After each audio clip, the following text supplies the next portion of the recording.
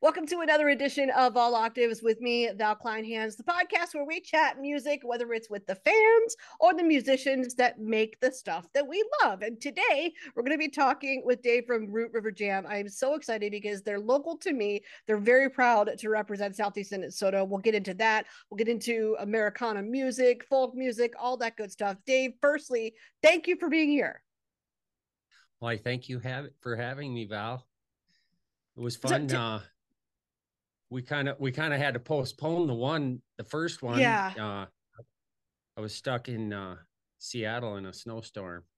Oh, really? Well, Seattle's not Yeah. a bad place to be stuck. There's a lot of fun things to do there. Well, yeah, except it was in the airport waiting for Oh, the next oh, yeah. flight. Yeah, Yeah, stuck at but SeaTac isn't that that's fun. okay too. I mean, you can't predict it all. No. And Minnesota prepares you Yep, for a lot. exactly. It's doing what Minnesota does. Exactly. So So tell yes, me thank you this. for having me. I'm so glad you're here. Tell me the story of how Root River Jam came to be. Wood River Jam, uh, like this last year was our 10th season.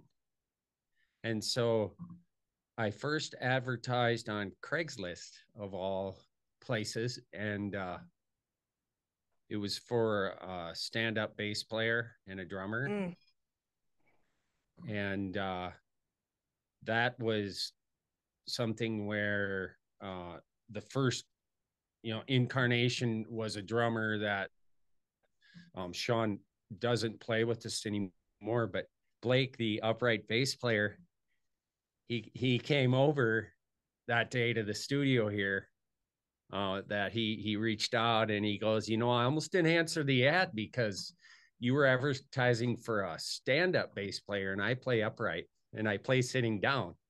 Oh, And uh, I'm like, oh, God, I'm so glad that you did come over.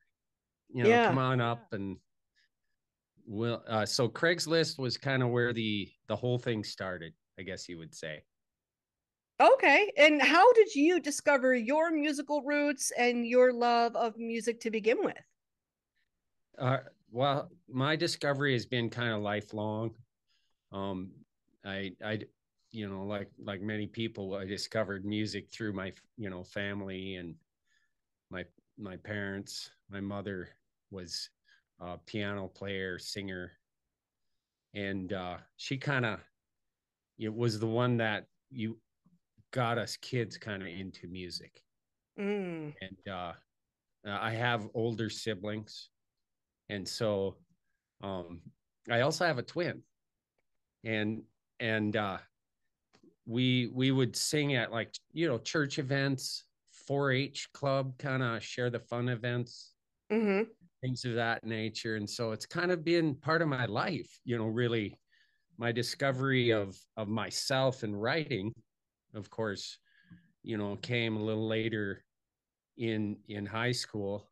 And just kind of started writing, and out of high school get into like some bands, a few high school bands. And then all of a sudden my older brother knew of a band looking for a guitar player, when I graduated. So Mm-hmm. boom, there you go. On the started playing in, bars and clubs and all kinds of things, and it wasn't about that time. We played at the North Star. That's been there for a long time, and Decades. decades. Yeah, for sure. And so, yeah, that was, Rochester at that time, of course, was different, for writers, songwriters, Mm. and kind of the original creative scene. Not the same now. Now the creativity and everything is more in the forefront, Mm. and people want to hear your creative side. They want to hear this, maybe the songs you write, and they want to hear some of the stuff that they're familiar with too, of course. you know so that's kind of been fun to watch Rochester develop. Yeah. as a Well, go ahead. I'm sorry. that's okay. What do you think is the catalyst for that change? I mean, now I would totally agree. We see tons of collaboration happening. We see people getting excited about each other's projects within the Rochester scene. But correct me if I'm wrong, it sounds like it wasn't quite always that way, or maybe it just was a little bit more underground. What do you think changed stuff?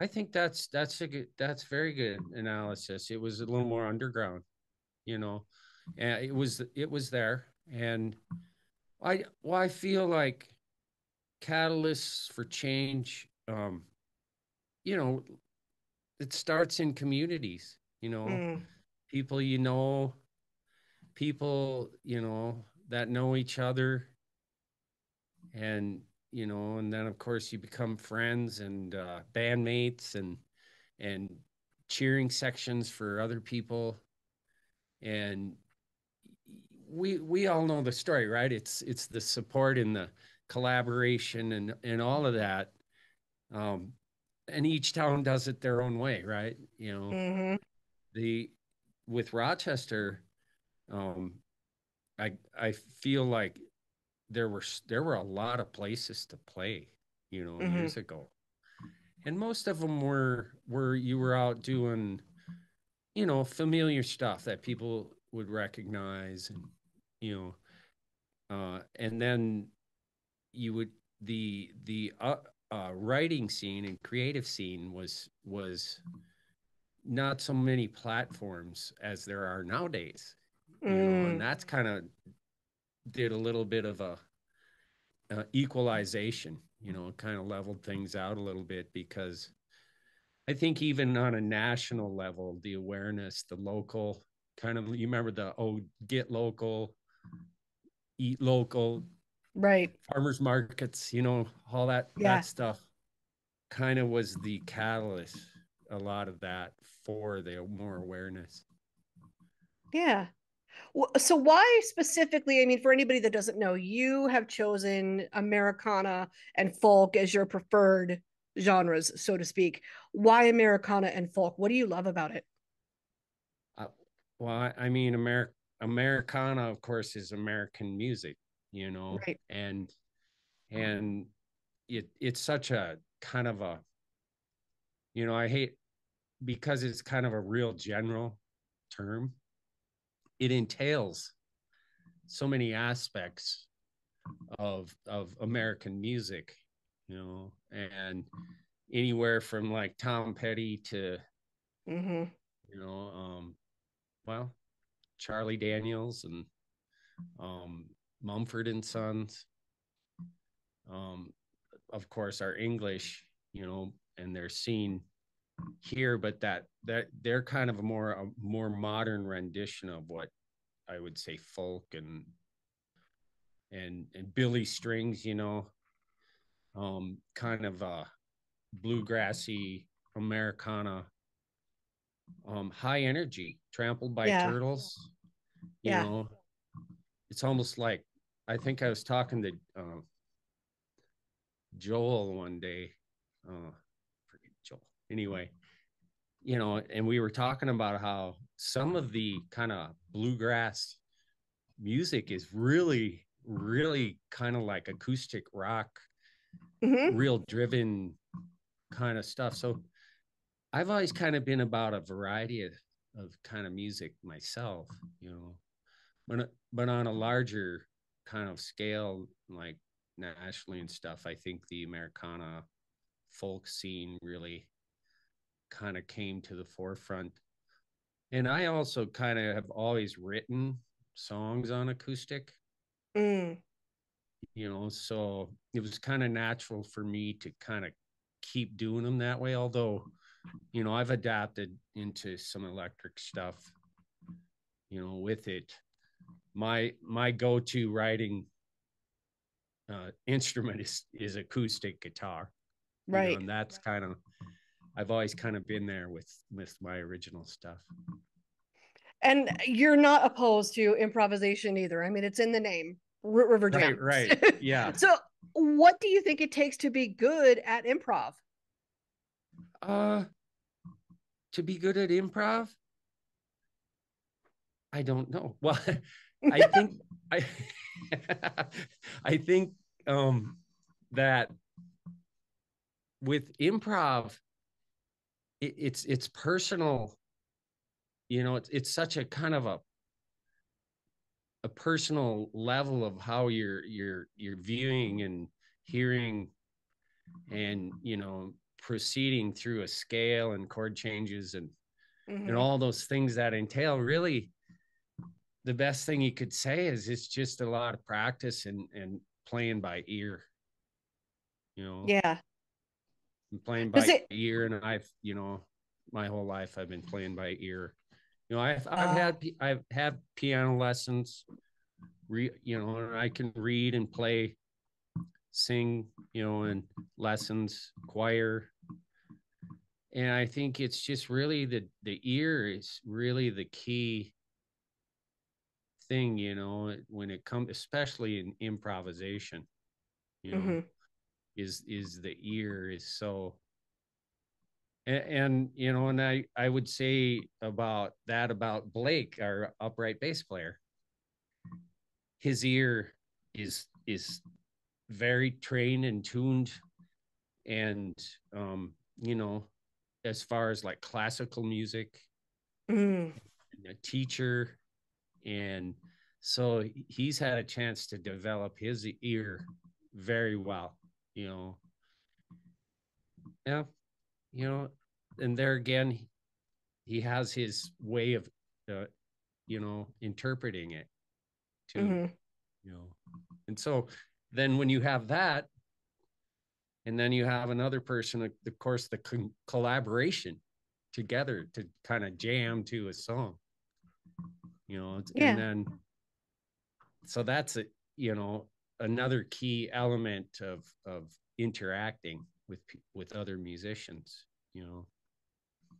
Yeah. I've Well, you got to spoken with start somewhere. Yeah, we do. We really do. And it takes a while to develop that ear. I mean, whether you're self taught or not, it's not something that happens overnight. And I think, one of the reasons that I think a collaboration is so big in this area is just because people love learning from each other. They love learning what somebody else's skill level is, or what their preference is, or what they're really good at and maybe not good at, but somebody else can jump in and fill in and make it sound even better. Does it work that way in Root River Jam, where all of you play off of your weaknesses and your strengths to make a good sound? Very much so. I and I know, and with bands in general, of course, you're all kind of keying off somebody, you know, or mostly with a jam band, it takes it to another kind of, you know, level or stage to kind of be jamming. And that's not to say you're not jamming around a structured kind of song either. Mm-hmm. Is it like a full kind of let it all go improvisation? Of course, is a whole nother level. And when we jam, we're kind of jamming within kind of structures of things we're familiar with. Of course, rehearsal together Key. makes that happen too. Right. Very, very key. Yeah, you obviously are, proud to represent Southeast Minnesota as well, Rochester. What is it about this area that all of you love so much?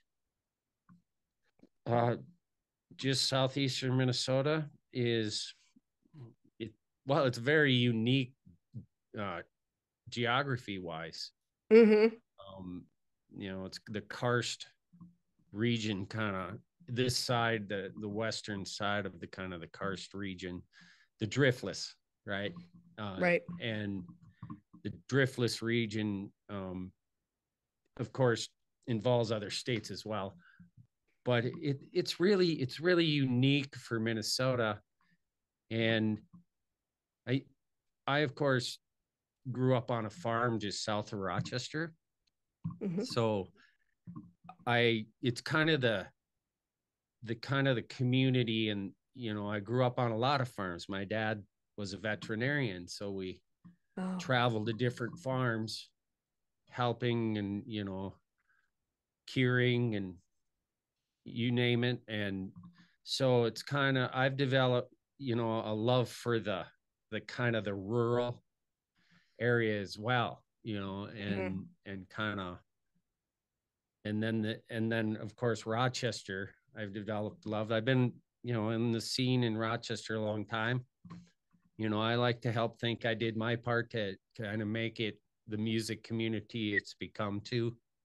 Yeah. And so the love of developing that, and having that now grow, into Rochester scene is pretty hopping, really. I mean, I guess you would say it's really, really been great these last 10 years, for our group, as well as many groups. Mm-hmm. We've all helped develop that, scene. Yeah.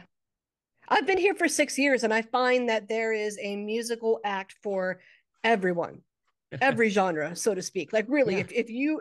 if you are into Americana or folk music, we have you guys. If you're into rock, we have those guys. If you're into hip hop, we have those guys. More Yeah. of a pop or atmospheric electronic type sound, we have those guys. Like there's something for everybody here, and that really surprised me when I first got here. You, as a veterinarian and growing up on a farm, are gonna love this, but I've never been so close to cows as I have moving here because I grew up in Pittsburgh, so I did not know one how big You cows did? actually Okay. are. Like, I did not know how big cows really were, and I did not know how much they pee. It's gallons. Oh my God. It is like a Yeah. water shoot. Just, like, I was at a It Hawkers game. totally, it totally is. Yeah. I'm Yeah. I like, oh mean, my and on a flat rock, if you're by a flat rock and, cows, of course, are what we mainly worked around. God. Mm-hmm. For my father was a large animal veterinarian, Mm-hmm. and it was mainly cattle, and so, you know, we didn't really like have dairy cattle. We lived on a farm, but of course, we're so busy going to other people's farms, we didn't really farm, like milk cattle, Mm. cows. We had a few, livestock that we would feed and stuff, and corn and stuff, crops like that. Mm-hmm. Of course, along with cows comes the feed, and you mentioned it, the The the doo-doo, the cows excrement. taking a leak, Oh, and all of that. You'd walk into a barn, of course, that's all so contained a little more in there. And yeah. so you get used to it, a little bit, and you don't realize how many people actually didn't, grow up No. around that. And in Rochester, it's a really kind of a diverse population too, Yeah. so that there's many walks of life represented here in the city. And so that's been really a positive, thing, I guess, as far as being able to grow culturally, Mm-hmm. and stuff. So that's another thing that I appreciate about Rochester. Yeah. And Do and you then of think course, that do you think that that's helped you grow your fan base just in general? The fact that there are so many people from everywhere, really. I think so. I think so. I think that because, well, and I always think of, I don't know if you're familiar with Ari's take, Ari's Hirschtan. He's kind Mm-hmm. of a, yeah, he always says there's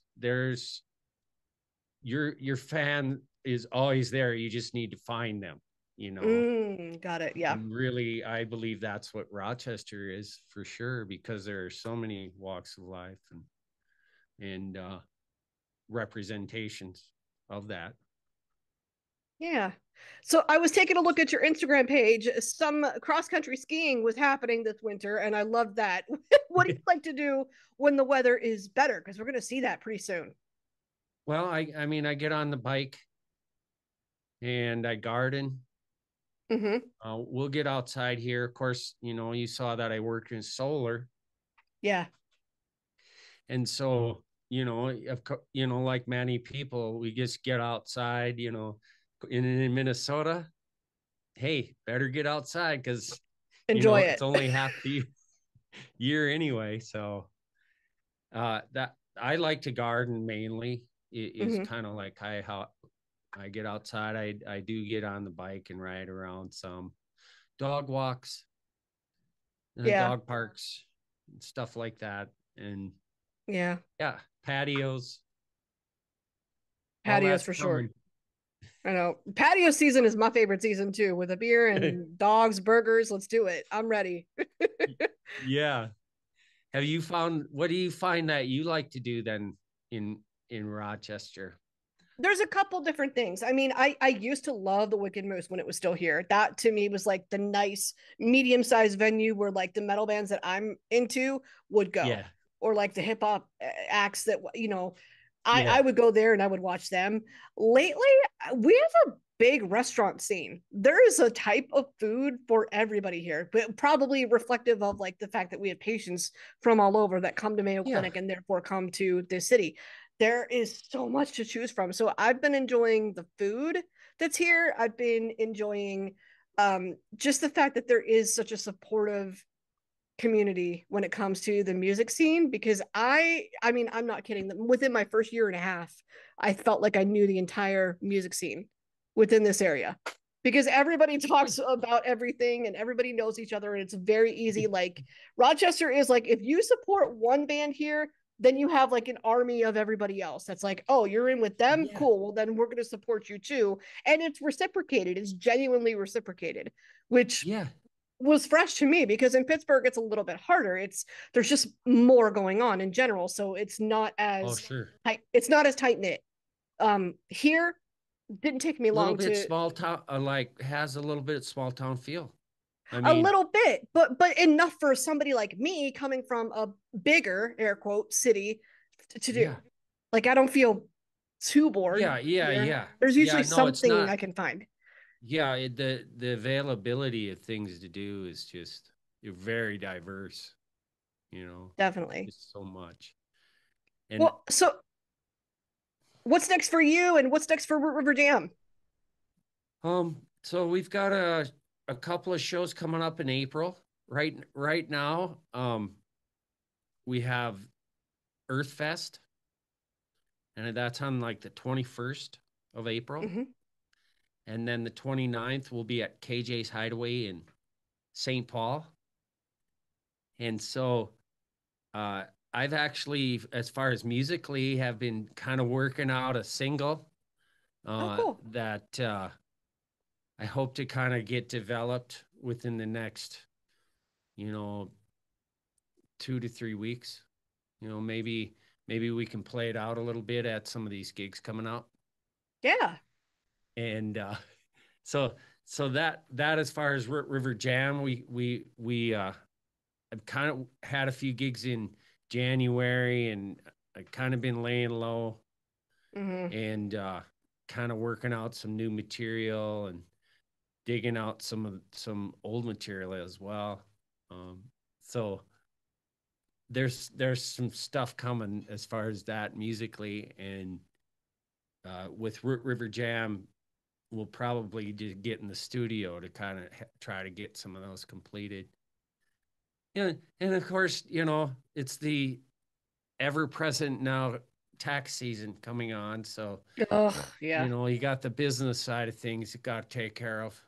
I know. What is tax season like for a musician? That's a great question that I didn't think to ask. Oh, yeah, good How question. much of a pain in the ass is that? Because I would imagine that it is.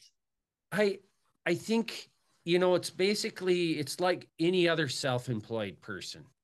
They Mm, have to kind of keep tabs on their costs, expenses, mileage, you name it.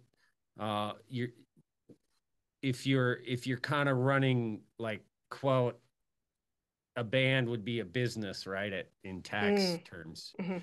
So, if you're doing it that way, then of course you're using, you know, your bandmates, of course, is income out, you know, and you got income in, of course, for gigs. Mm-hmm.